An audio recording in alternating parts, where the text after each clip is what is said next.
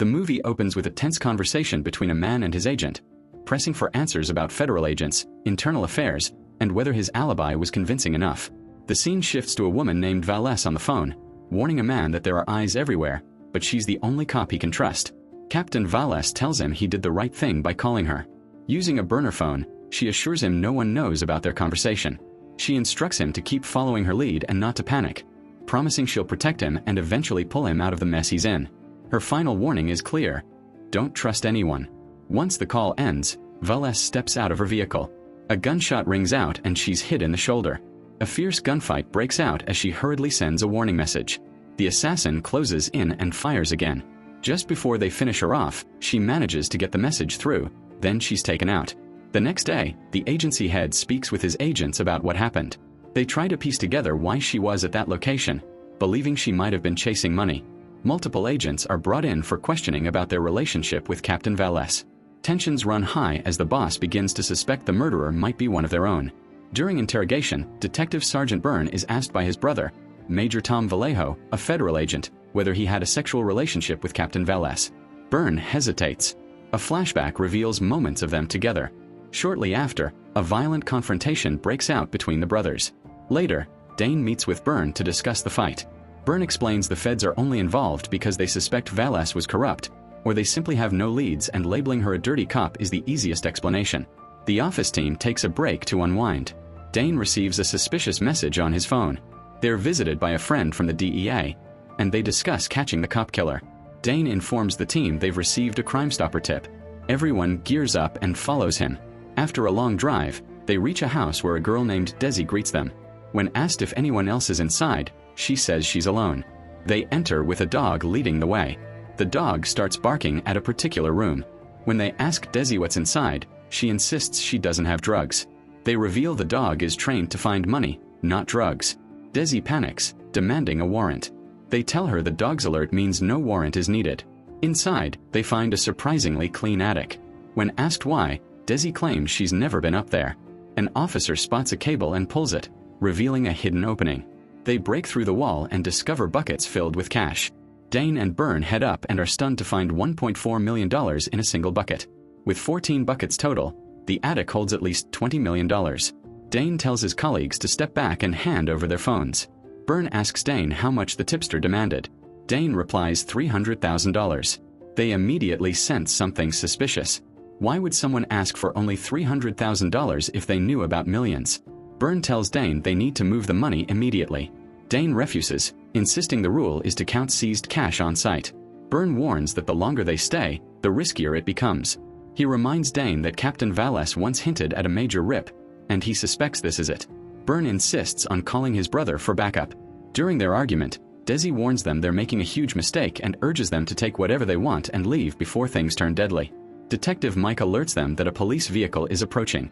Byrne and Dane meet the officers, explaining they're investigating and the cops should leave. The officers act suspicious, pressing about why they weren't given a heads up. When ordered to leave, they threaten to call their chief. Byrne claims he recognizes one of them. Then the cops quickly drive off. Byrne and Dane suspect the cops know about the place or maybe even own it.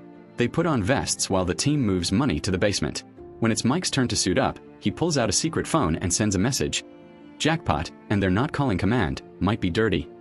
Dane presses Desi about why she told them to take what they wanted and leave. She explains that's what she was instructed to say to any cop. The phone rings. Despite Desi's warning, Byrne answers. A voice delivers an ultimatum. They have 30 minutes to leave.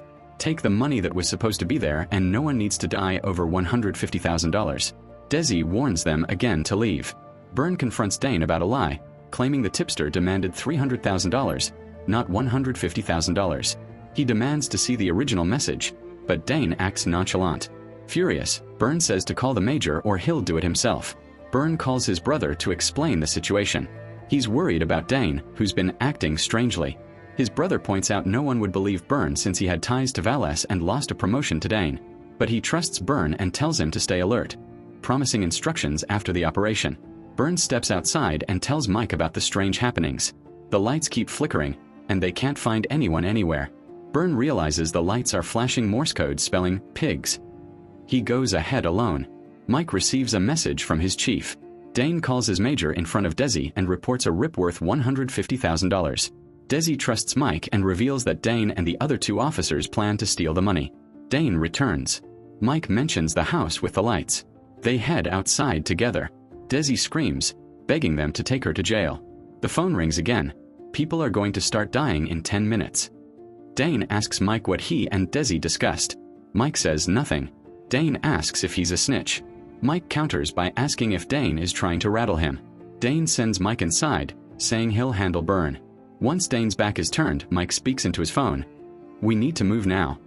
Byrne reaches the house and receives a message from Mateo that no Crimestopper's tip was called in. Someone presses a gun to his back. At the stash house, Mike finds Lolo and Numa counting money. Dane arrives. Mike asks where Byrne is. Dane says they got separated. The lights go out. Gunfire erupts. Lolo takes a bullet. Dane and Mike escape. Their vehicles are trashed. They chase a fleeing man who disappears across a rooftop. A different man appears. Byrne tells them to hold on. This man is just lookout for the cartel. The attack wasn't by them. The man lets Dane speak to their boss, who confirms their members didn't attack. They have no interest in the money and don't want more dead officers since Jackie's murder damaged business. They had nothing to do with Jackie's murder. Everyone returns inside. Byrne asks if Dane called the major. Dane says yes. Byrne says they need a retrieval team since their cars are destroyed. Byrne reveals there was never a Crimestopper's report. Dane fabricated it to steal the rip. They argue intensely. Dane demands to know where Byrne disappeared to, pointing out he showed up with an armed cartel member. Byrne tells everyone the cartel leader said Jackie was killed by someone on her team. Byrne asks Dane if he killed Jackie, calling him a cop killer. They fight physically. Officers pull them apart. Dane tells Numa and Lolo to finish the count. He instructs Mike to sit with Desi. Mike realizes his secret phone is missing. Byrne calls Mateo, who's only bringing an armored Lenko. Mateo asks how much money. Byrne says 20 million. Mike asks Desi for a phone. Numa and Lolo pack the cash. Dane shows them a number, warning them not to say it aloud. A fire breaks out. They rush the bags outside. Mateo arrives. Dane tells Numa to stay with Desi, but Byrne says Dane isn't going anywhere. They fight again. Both climb into the truck and pull guns on each other. Byrne says he's calling the major. Dane claims he already did. Mike says no, he didn't mention the total amount. Dane asks how Mike knows. He asks if Mike is the snitch. Mike explains Desi told him about the call where Dane only mentioned $150,000. She said Dane planned to steal the money with Numa and Lolo. But Desi heard exactly what Dane wanted her to hear. Dane knew she'd tell Mike because she trusted him. Everything comes out. Dane intentionally told everyone different amounts, but the caller mentioned $150,000. What he told Mike. They know Mike's been using a burner all night. During the fight, Byrne took it. Mike's been trying to steal the rip all night. Dane had been lying to everyone, even Byrne until recently. Dane showed Byrne the message from the night Jackie died, sent as she was dying. Dane used Byrne's trap idea to create this operation. The only way to make everyone believe he'd steal the money was if Byrne believed it. Jackie was tracking heist teams. She planned to use this rip as bait, but she was killed before executing her plan. Dane figured out Mike the second he heard $150,000. He just needed to know who Mike worked with. Byrne questions Mateo about radios. They're transporting 20 million and nobody's monitoring them. Dane asks about Mateo's squad. Mateo says he sent them home. Dane accuses Mateo of shooting up the house. Dane tells Mike it's his last chance. Mike redials on his burner. Mateo's phone rings. Mateo shoots Mike. A fight breaks out. Byrne hits the driver. Mateo points his gun at Byrne and Dane, telling his partner to change drivers. Mateo talks about how this is more money than they could spend. Byrne asks if Mateo killed Jackie. Mateo says Mike killed her. Mike says Mateo finished her. Both were the attackers. Byrne's phone rings. His brother has surrounded the truck. Byrne tells Mateo to drop the gun. Mateo says they can work this out and blame Mike. But Mike fires at Mateo from behind, grabs a bag and jumps out. Mateo drives away. Byrne chases Mateo. Dane goes after Mike. A vehicle chase begins. Byrne rams Mateo's truck. Dane catches Mike and they fight. Byrne uses a shotgun to puncture Mateo's tire. Dane gets Mike to surrender. Byrne stands before Mateo. Mateo asks what amount he wants. Byrne and Dane place bags in front of them. Byrne shoots Mateo dead. Dane handcuffs Mike. The bags only contained books and papers. The real cash was with Lolo and Numa. The counting begins. Lolo, Numa, and Dane give their number. $20,650,480. The counting machine shows the exact same amount. Not a dollar missing. Desi receives her 20% share. Desi was the girl Jackie was talking to at the beginning. And with that, this story comes to an end. If you enjoyed this recap, leave a like, subscribe, and I'll see you guys next time.